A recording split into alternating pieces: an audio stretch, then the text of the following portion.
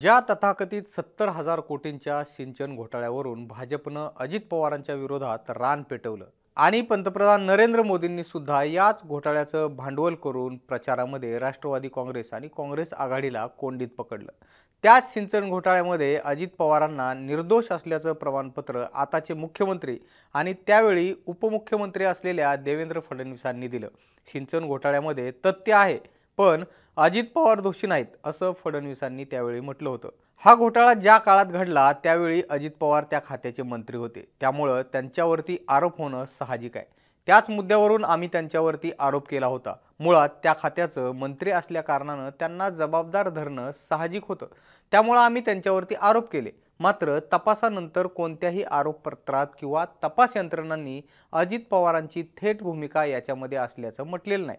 असे आरोप झाल्यानंतर तपासाला सामोरं जावंच लागतं असं फडणवीसांनी क्लिअरिफिकेशन देताना त्यावेळेस म्हटलं होतं। तर आता हे सगळं सांगण्याचं कारण म्हणजे मुख्यमंत्र्यांचे मुख्य आर्थिक सल्लागार म्हणून प्रवीण परदेशी यांची त्या पदावरती नियुक्ती झालेली आहे आणि या पदावर आल्यानंतर परदेशींनी मुलाखत दिली। महाराष्ट्राच्या आर्थिक बाबींसंदर्भामध्ये त्यांनी काही गोष्टी समोर ठेवलेल्या आहेत। पुढील 2 वर्षांमध्ये 140 रखडलेले सिंचन प्रकल्प आम्ही पूर्ण करण्यासाठी नाबार्डकडून 15,000 कोटी रुपये घेत आहोत असं परदेशींनी टाइम्स ऑफ इंडियाला दिलेल्या मुलाखतीमध्ये म्हटलंय। याचा अर्थ असा की अजितदादांच्या काळामध्ये अडकलेले सिंचन प्रकल्प अजूनही अपूर्ण आहेत आणि त्यासाठी आता 15,000 कोटींचं कर्ज देखील घ्यावं लागतंय। राज्यामध्ये भांडवली खर्च 27% आहे। जर तुम्ही $1 ट्रिलियन अर्थव्यवस्थेचे ध्येय ठेवले आहे तर गुंतवणूक भांडवल निर्मितीवरती करावी लागणार आहे। आम्ही पुढील 2 वर्षांमध्ये 140 रखडलेले सिंचन प्रकल्प पूर्ण करण्यासाठी नाबार्डकडून 15,000 कोटी रुपये घेत आहोत। तर 3,920 राष्ट्रीय महामार्ग जे आहेत ते जोडण्यासाठी 7,000 किलोमीटरचे कॉन्क्रीट रस्ते बांधण्यासाठी आशियाई बँकांकडून 8,000 कोटी रुपये घेत आहोत असं परदेशींनी या मुलाखतीमध्ये सांगितले। एकंदरीत अजितदादांच्या खात्याशी संबंध असलेल्या निधीच्या संदर्भामध्ये म्हणजे अजितदादांचं आणि निधी जे येतात ते निधीचा संबंध हा अर्थ खात्याशी असतो आणि या संदर्भामध्ये परदेशी आणि पर्यायाने मुख्यमंत्री बारकाईनं लक्ष घालत असल्याचंच यावरून दिसून येतंय असं काही विश्लेषकांचं मत आहे। दरम्यान राजकीय आरोपासंदर्भामध्ये बोलताना परदेशींनी यावरती म्हणजे एबीपी माझानं त्यांची ज्यावेळेस मुलाखत घेतली त्यावरती स्पष्टीकरण दिले। त्यांनी त्याच्यामध्ये म्हटलंय की माझा रोल जो आहे तो ॲडवायझरी आहे, कुठलाही हस्तक्षेप वित्त विभागामध्ये करायचा नाहीये। उलट कोणता विषय त्यांनी आमच्याकडे मांडला तर आम्ही त्यांना सल्ला देण्याचा प्रयत्न करणार आहोत।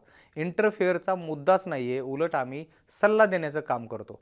आता परदेशींनी असं म्हटल्यानंतर आता चर्चा जी होऊ लागली आहे ती पुन्हा एकदा सिंचन प्रकल्पाची। एवढे मोठे मोठे आकडे जे आहेत ते या प्रकल्पाबद्दल सुरुवातीपासूनच आपण ऐकलेले आहेत आणि हे आकडे इतके मोठे होते की डोकं चक्रावून जावं।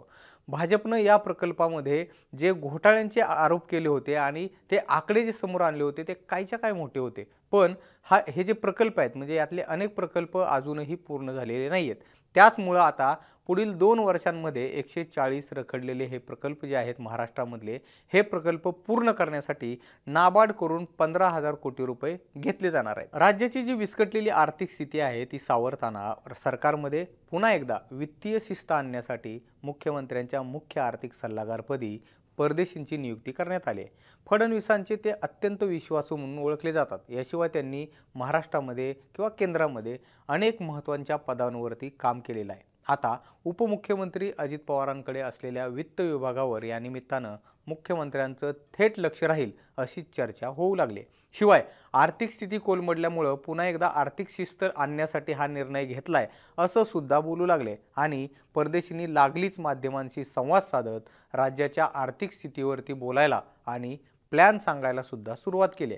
महायुती सरकारनं विधानसभा निवडणुकीच्या तोंडावरती अनेक योजनांची बरसात केली। अशा अनेक मोफत योजनांमुळे राज्याची आर्थिक स्थिती जी आहे ती कोलमडून पडलेली आहे।